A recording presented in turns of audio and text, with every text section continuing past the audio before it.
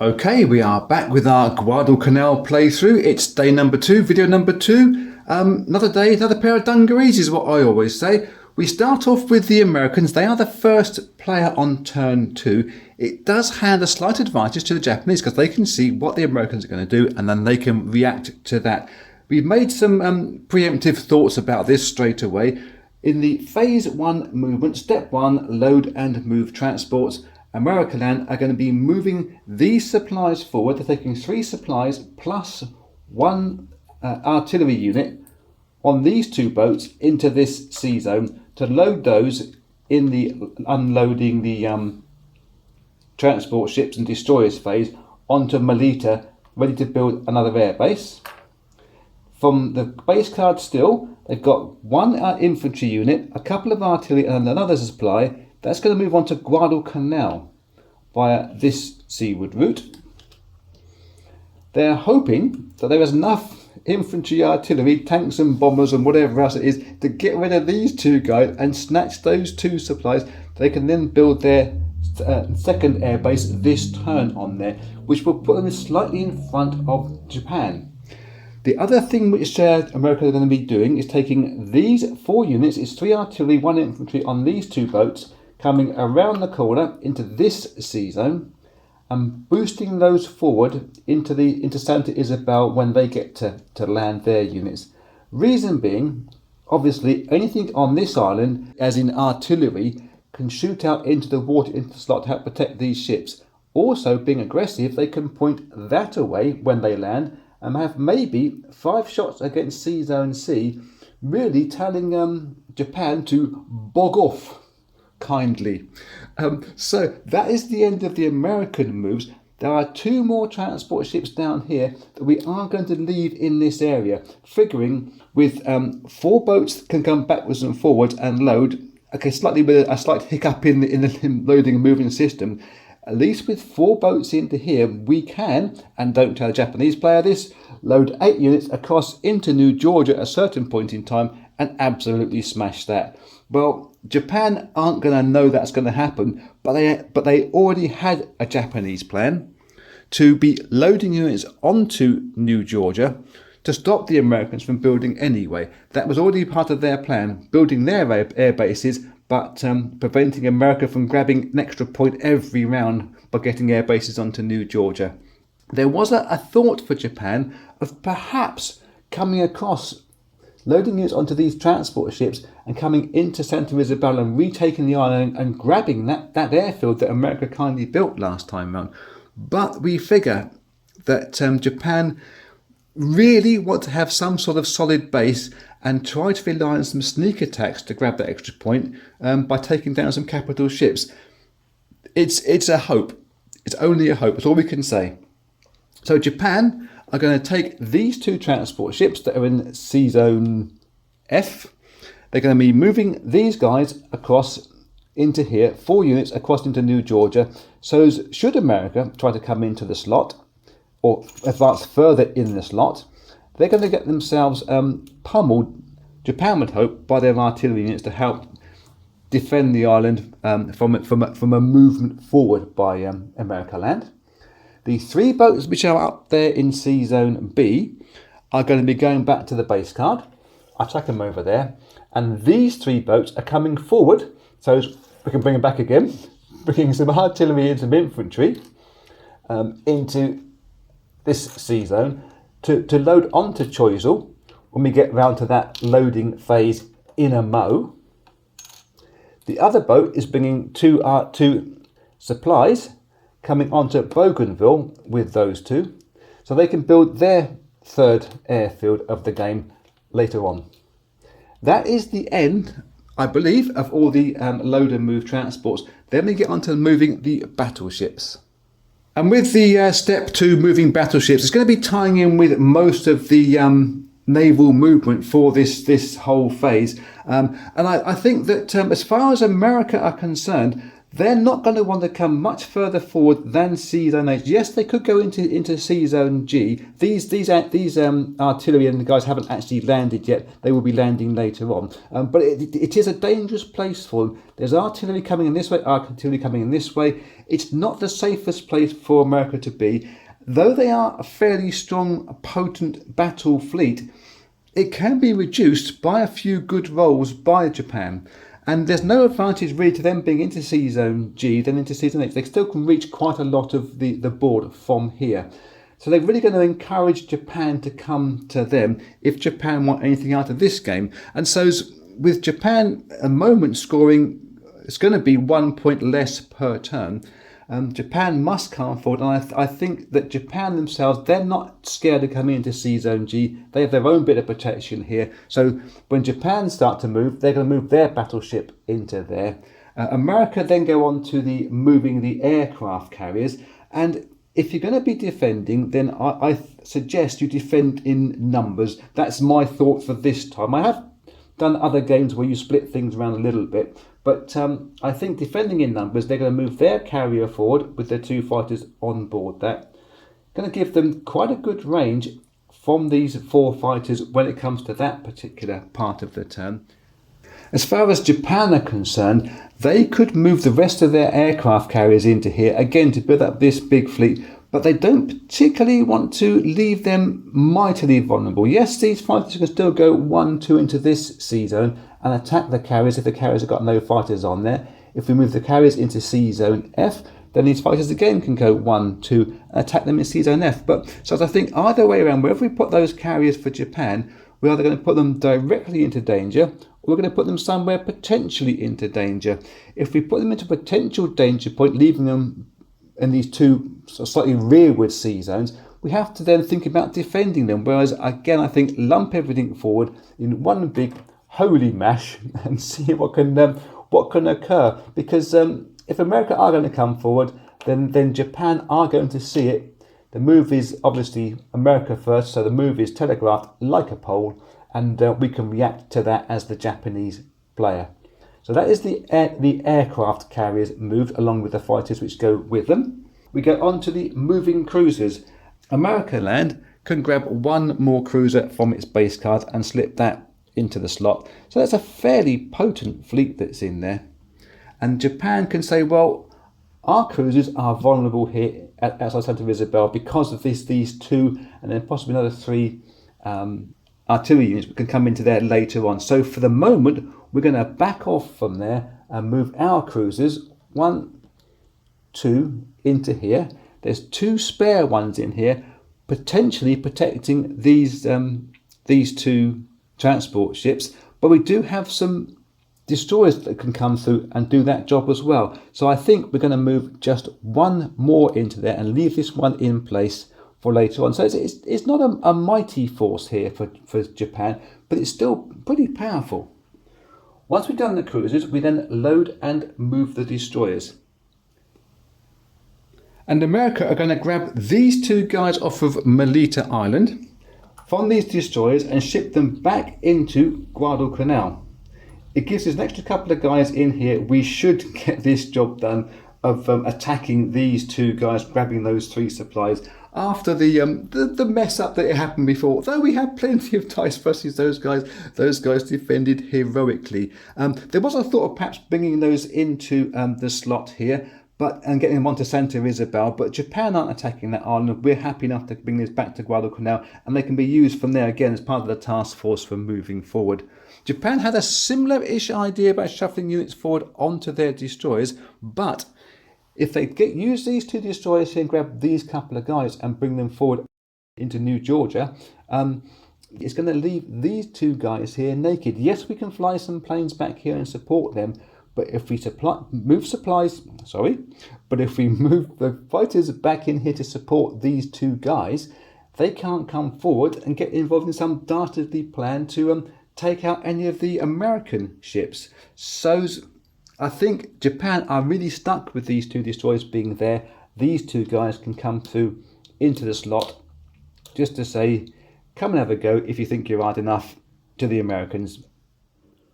Once we've done with the loading and moving in the destroyers phase, although they didn't get loaded, they just got moved, we now go on to the movement with the submarines. And, well, America Land, they can be pretty bold with this one because it's a submarine. It's not an expensive unit, but it can do some expensive damage. It's going to move into this space here from C Zone J, and this one is going to go into the Lion's Den. It is going to be attacking one of these aircraft carriers. Submarines, in case you don't know, have a targeted shot against these boats. And if they hit one of these aircraft carriers and destroy it, which is a roll of 1 to destroy it, then it'll be 1 victory point to America. Japan are going to be doing a very similar thing by coming around the back into here and having a pop at one of their ships too. They could have come through into C Zone K, where it's slightly less dangerous for them, but there's no capital ship, so it's advantageous for Japan to go into the slot here, and this other one is going to move forward into C Zone C as well, because that's going to come through later on. So that is the moving of the submarines, and now we're getting involved with the attacks with the submarines. It is 1 dice for submarines, that's all they get, but it could be a deadly dice. So, though we don't have to use our rolly tube, I don't want to roll my dice and smash everything off of the board, as I've done on numerous occasions before, so I'll use it in our rolly tube. This single attack will be this American submarine versus this Japanese carrier. Let's just make sure the camera's... It's not. Let's just make sure the camera is pointing in the right direction so we can see the dice roll come out nice and live. The American submarine versus the Japanese Sojo. And it hits at a 4. It's missed entirely, so nothing happened there. And the other attack is this Japanese submarine here versus the USS Yorktown. I may have mentioned before, the Sojo versus the Yorktown was the first attack ever made in Navy history between 2 ships that didn't see each other. Didn't happen here, it happened 1,000 miles away, but never mind that. This is the Japanese attack. What can it do? It can hit it. It can hit it. It has hit the American carrier at a 2, which means it's damaged and not destroyed. So these 2 planes will remain in the C zone. This boat isn't destroyed, it is damaged. It goes onto the American base card down here into their repair zone. Will have to be repaired next time round. There's plenty of supplies here that America have got, much thanks to that good logistics token which they played first time round. So that is the end of the submarine phase. We now think about where the bombers go.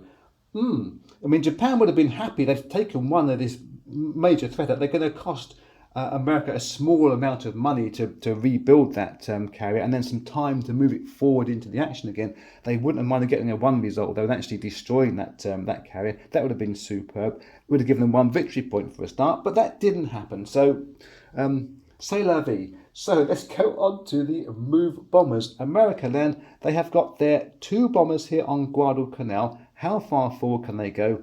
1, 2, 3. They could go right forward and attack those guys there that are in the C Zone B. But should they do that, they're just going to be really preventing this forward run of the guys onto Choiseul. And it isn't as devastating as perhaps coming forward and attacking this fleet. If they attack the fleet with this bomber, obviously it's going to force Japan to defend their fleet with their fighters and all their anti-aircraft guns, etc. But there is no anti-aircraft gun landed onto New Georgia. And so if America are thinking they could possibly get into New Georgia, reducing the number of units that are there at this stage would be quite a good idea. The bombers could go 1, 2, 3 and have 2 bombers without anything firing back up at them. There's no anti-aircraft gun there. It might force Japan to move these fighters onto New Georgia to defend against some attacks against its land units, but they may just be wasting them by going forward into here. They could go 1, 2, 3 and be more deadly versus the more expensive ship that has 1 anti-aircraft gun coming up. That would, I think, certainly force Japan to move their fighters back in defence. So, America Land, decision made, finally, would be going 1 into the water 2 into the water, and 3 into C Zone F to be attacking there. The bombers from their base card, and they have 3 there rather on their base card, will be coming 1 into the C Zone, 1 into C Zone J, and then 1 up into here. So should there be any kind of battling going on in dropping things into C Zone H, then at least they've got a couple of guys here, expensive units, but they will be rolling a single dice in an air battle. So that's the reason why they're there, and they can possibly be used later on to attack this submarine, or they will be used to attack this submarine later on should that occur. So in response to that, then Japan have got their 2 bombers that are in Bougainville that can fly forwards, and I think they're going to be trying to reduce the number of points that America can score. Again, if we come and attack these ships here, it's a deadly battle for them. If we attack the air base, however, by going 1, 2, 3 onto Santa Isabel, it will force the Americans themselves to try to make some kind of defence here. So it's going to be they'll be trying to split the American defence, where America are trying to split the Japanese defence. It's a tit for tat kind of move. So the American fighters, where do we think they are going to go? They want to defend this airfield, so I think they're going to have to move a couple of units onto this island at least, whether it's on the airfield or it's on the island. Then 2 more fighters that are on C Zone H, they're going to have to come forward and support, we think, their bomber over here to encourage Japan to be doing a similar thing. 1, 2, 3, 4. We have to be thinking about landing places, because whilst there is none of that prescribed in regular Axis and Allies, you have to prescribe a landing space for them. We have to think about how far bombers forward can come and where they can come back to. Now America have lost a landing space here. We've got to think very carefully, and the range they have to get back. Well, these 3 bombers that are down here can go 1, 2 back to the New Caledonia. I think everything else should just about be safe enough at this stage. So there are 3 more fighters that America have on their base card. They can move simply into C Zone J, and should there be any losses, and as I said to you, accounting for landing spaces, they're available for them. Japan now must think about their fighters. How much do they want to defend? How much do they want to attack? I think they're pretty keen on attacking Santa Isabel. They're going to move 2 fighters, 1, 2, over onto here, that can go with the bombers and try to take out this air unit and then have a smash at the airfield, and possibly even the American ground units that are there next time. The other 2 fighters were going to be defending in this sea zone, because America haven't attacked the main fleet here, so they're going to be defending up here again and could cause some expensive losses. And there's just 2 American planes there with a little bit of 4 American planes there with a little bit of hardware coming up from the sea that Japan can try to defend itself right and royally. So I think that is the end, apart from, and I've forgotten to do that, didn't I? I forgot to move them from the Japanese base card. Quick rewind. The Japanese bomber from here can go 1 into the water, 2 into this sea zone 3 to add its support into there. You didn't see that, did you? And the fighters, though, they can't come right the way forward. They can go 1 into the sea zone off of Red Bull, and then 2 and get into sea zone B. Not actually involved in this attack. So while we're adding 1 attack strength for Japan with that bomber, it's only a 1 strength, and it's an expensive unit to be doing it with. But we think it's important enough to do a quick rewind and cover my mistakes. So that is the end of all the air movements, and we get on to the first bit of battling. Give me a chance to clear my throat because it's getting a bit crook. Okay, so we move forward now into phase 2 combat, attack air units. We can attack air units over Santa Isabel. It's an air-to-air fight. There's no anti-aircraft guns on the ground. And we got a battle in C Zone F versus the planes with the one cruiser having a pop up into the sky as well. Let's start off with the Saint Isabel attack, which will be starting off from America. They got 4 dice for their fighters, trying to hit 2 bombers and 2 fighters from Japan. Can we see the battle box over there? I think we can, just about enough. So we need 4 dice for the 2 American fighters.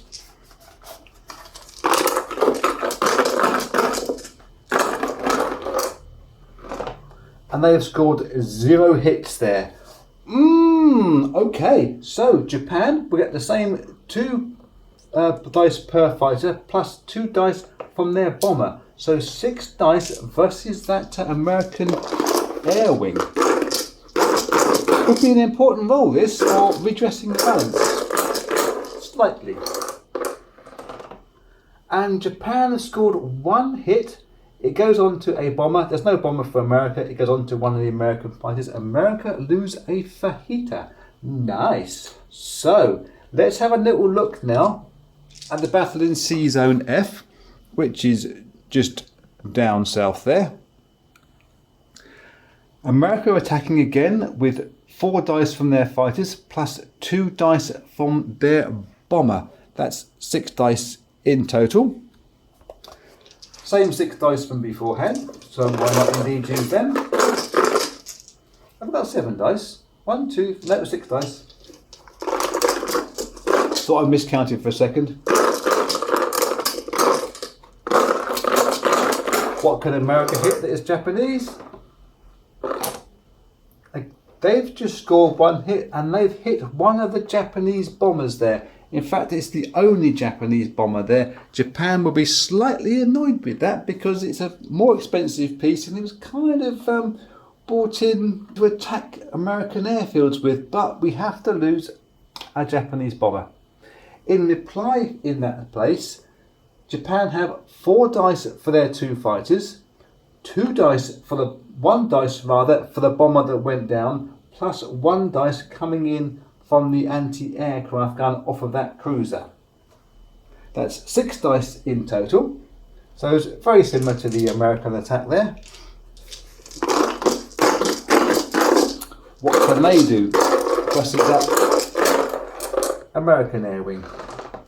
There's 3 hits. That's pretty damn good as far as Japan are concerned. 2 American fighters have been knocked out and 1 American bomber. That is a little bit disastrous for the Americans. So 2 fighters go and 1 bomber. It does mean that we are a little bit vulnerable down here in the sea attack, which will happen later on. But it's also quite expensive. Japan losing 1 bomber and America losing 1 bomber, 2 fighters there and 1 fighter from somewhere else. I think Japan will take that as a win. So we move on to the attack sea units phase. It is what can attack sea units. As far as we're concerned from America land, they have got these 3 bombers can attack this sea unit, plus everything else from the rest of the ships in the water there. I think we wave goodbye to that Japanese submarine without even rolling dice, but we're going to roll dice because you have to do that. There are 6 dice. 7, 8, 9, 10, 11, 12, 13, 14, 15, 16 dice versus this little unit in here, 16 dice. We'll keep the artillery pointing this way, I think. Yeah, I think by 16 dice, it's not going to survive, is it? But we roll 12 dice for form, just to start off with, to try and take that submarine out. Fun while it lasted.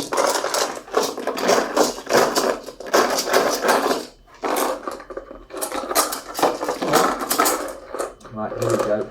And yeah, it's been hit there already without the rest of the dice coming out of that tube. So that submarine will go. I think it's a fair exchange as far as the Japanese are concerned. It's a very similar repair cost. It's 2.2 reinforcement points to get a new submarine. It's 2 to buy a supply to repair the to repair the American aircraft carrier. But the carrier obviously is a long way back out of action now. So Japan will be fairly happy with that, we think. The next battle we can take to hitting sea units. I think America are going to throw a couple of dice from this artillery piece against this other submarine that's out there. It would just be 2 dice. It can only hit that submarine. So we'll load them into our tube anyway.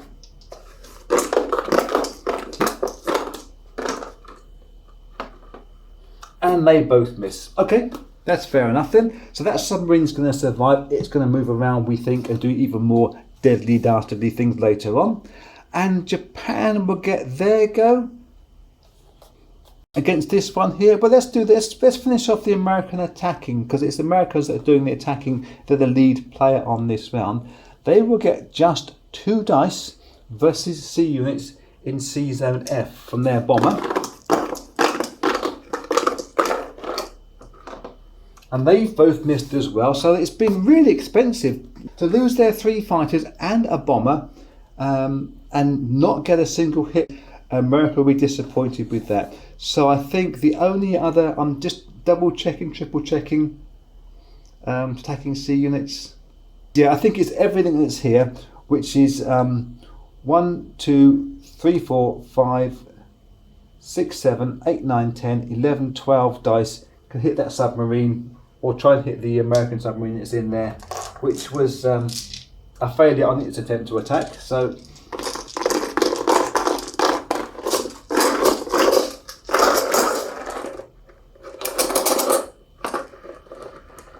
and they've hit the submarine, but only just. That submarine does go down. America are going to be really disappointed with that round. I'd be disappointed as the American player to lose so many units there without getting a really reasonable reply. Next thing we look at will be the unload transports and destroyers. These guys get onto the mainland here via all those transport ships. These guys down here in the Guadalcanal can come forward now and boost up their attack, or get caught on my fingers and then try and boost up their attack. And these guys get dumped onto the island as well. So these get dumped onto Melita, finish everything off. And as far as Japan are concerned, they are going to land their units onto their islands over here. So there's a lot now of artillery now pointing into the waters from all sides of Sea Zone G. And they're getting their supplies onto Bougainville so they can build their air base over there too. That is the end of the unload transports and destroyers. The next thing we're going to look at is attack land units and or airfields. Well, Japan have got a good chance of stealing the march here, but we do start off with the Americans choosing where these battles are going to take place, and they might as well begin their battle.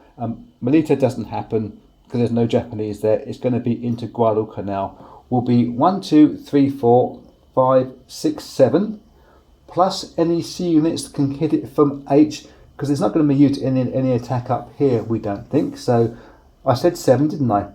8, 9, 10, 11 dice versus this pair of guys down here, big and brave, stout and hardy. So 11 dice into my tube of America attacking those 2 Japanese guys.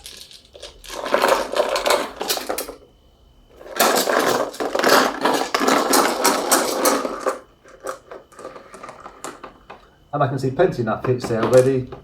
Got the rest of the dice coming out. These 2 guys have finally gone from there. They will get 2 dice in return before they go.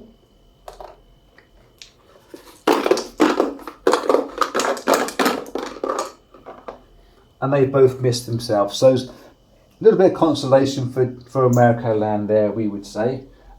grabbing these 3 supplies when it comes to that part of the round. The next land battle will take place. Well, it's not a land battle, it's attack land and or airfields, and this is where Japan may steal the march there. They've got these 2 bombers that can drop 4 dice and 2 fighters that can drop 2 more dice, so it's 6 dice versus this airfield. If they manage to hit this airfield, the Japanese, twice, the airfield is then damaged and America can't land their planes on it. So we grab 6 dice. It also denies America a victory point when it comes to that scoring. So we're looking at a pair of 1s and 2s or any combination of 1s and 2s. Good shake in the tube. Shake it till you make it. And they've just at the end there scored 1 and a 2. So that airfield has been damaged by the Japanese. Let me go and grab a but you can flip these over and say it's damaged, but I much prefer, 1 second, I forgot to bring them over, my damage markers. It's a little bit more obvious to me that they are damaged. America can't land their planes on there. So I think that is the end of the attacking land units phase, and we move on to the landing air units. Reinforce, repair and deploy, score victory points and pass the first turn marker. Let's run through that, probably parts of that off of camera, because you've seen it been done before, you haven't got to see it again. I'll see you in a couple of seconds though. So as far as the Americans are concerned with the landing air units, because they lost a carrier, they lose 2 landing spaces. Because they lost an airfield, they lose 2 landing spaces. But because they lost 3 fighters and a bomber, well, they don't need all these spaces now, do they? That's being really cruel, I must admit. But 1 fighter can come back to here and go onto this carrier. 1 of the fighters from the group of 3 which came forward from before can go back to there. That means we got now a group of 2 fighters here in this space, and we have 1 bomber there and 3 bombers over here. Because of our lack of landing spaces right at this very second, I think we can get 2 bombers onto Guadalcanal, which would be 1 from here going 1, 2, 3, landing back in here, plus 1 that's already in C zone H can join it. So 2 bombers are on here. The other 2 bombers will have to go back to the base card because there's nowhere to plonk themselves. Plonk being the technical term. With 2 fighters from C zone J coming back with them because they've got no plonking places either. Japan have got a slight advantage here because they've got their 2 carriers here which they can land 4 planes onto. 1, 2, and then 2 that are already over here, 3 and 4. It has got an island base here which they can land these 2 bombers on, quite a forward position for them. And in their Bougainville air base they can take 2 fighters over here. You know, I'm thinking actually what I'm going to do is switch those around and put the bombers back in Bougainville because they've got the extra range that the fighters don't have. Stick those onto there, and the 2 fighters which are left up there in C zone number B can go back to its air base at Rebel Island. That is the end of the landing air units phase, and now we build the airfields. I'm sure America would have wanted it the other way around, but it's not. So Melita takes 3 supplies, Americans, and puts on an air base there, and Japan can do a very similar thing over in Bougainville using 3 supplies, 1 that was already there, 2 that they brought across, and that's now an air base over there. We then go on to the reinforce, repair and deploys. It's going to take me a couple of minutes to think about this and get a good idea of who's buying what, where, when and why. But obviously America are going to try to repair their one aircraft carrier, which is down in their damage zone. It's got mashed in by that submarine. Hooray! And we've got to think about whether they want to get some units forward to start repairing. Oh, 1 second. I've forgotten to build an airbase down here. How did I forget that? Using a couple of Japanese supplies and one American supply. We can't forget things like that because it's important.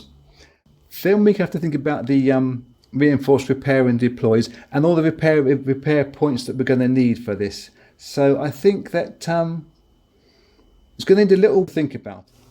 Okay, it's taken a while, but things are bubbling up so nicely in this game. We want to get things right. So let's look at the Americans. We're in the purchase, repair and deploy phase. We can do everything slightly out of sequence, but just for clarity's sake, really, just to clear up this base card, it's a little bit messy. America is spending one of their supplies to repair and one of their supplies to deploy this aircraft carrier. It will deploy because you can load it on with fighters that you've got on your air base. We can take these 2 fighters on here, and I'll grab one that's already on a stand and put those 2 on the carrier. So we've fast forwarded those into this C zone straight away. They've also purchasing themselves one of these transport ships, and they're going to take 1 supply on that transport ship plus 1 infantry unit on this transport ship and get it into this C zone by spending 1 supply to deploy that one stage further forward as well. So America's first term purchase with all their good logistics tokens is being spent up rapidly. The other part of their purchase is going to be 4 fighters. They can get onto the New Caledonia base straight away and come forward in the next turn, and maybe they can find some more landing spaces depending on what we've got and how this game progresses. But I think America coming forward and getting their air re-established is important. Obviously rebuilding their air base with this 1 supply token is important. Spending the rest of the money on another transport ship that goes into the water around New Caledonia, start moving these units that are on the base card forward. 1 submarine, jealous of how well the Japanese did. They're getting another one for themselves, and a couple of infantry guys. They're sitting on the base card ready to come through at the start of next turn. Japan's purchase and repair, well, they've got 2 repair this time round, but I think they're taking the ideal that smashing this 1 airbase was great. It was great for them. They can't get to the second airbase this turn because of where they've parked their bombers back on Bougainville, well out of the way, out of any kind of trouble, but they can't fly 1, 2, 3 and then find another airbase, and that won't be repaired until after the end of the next turn. So they're not going to be attacking any kind of air bases this turn, but they can purchase themselves some forward planning towards it. So to that end, Japan are purchasing, let me step around the camera, my voice will probably change, I don't know why this camera works that way, but they're purchasing themselves half a dozen infantry guys to get onto the 3 boats that are already there, a couple of guys waiting in hand. They're getting themselves 2 more bombers because they've got enough air bases to support plenty of bombers out there, and two more fighters. They will go onto the base card at the ball, and then everything is going to come forward, we hope, as far as Japan is concerned, come forward and join this major fleet here. We think Japan's best chance of victory here is not building air bases for America to try and steal, as we're keeping up with this ideal that they're going to defend New Georgia, but to get units across into New Georgia, stop America from building anything there, and hopefully smashing one of the capital ships that America have got in the slot there and getting that extra 1 point to get them that little bit in advance of America. America are going to be trying to come forward into New Georgia. We think they're going to do that and try to invade there in some kind of way and grab an air base there or build an air base there and start establishing that 1 point lead again over Japan.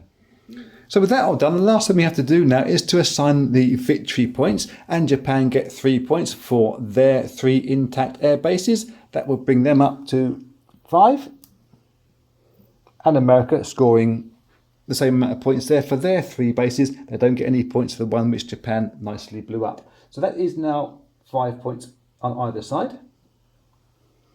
We passed the first player marker over to the Japanese side of the board. And that will do for now. It's plenty enough time for video number 2. I will see you in video number 3. That'll be coming up in the near future.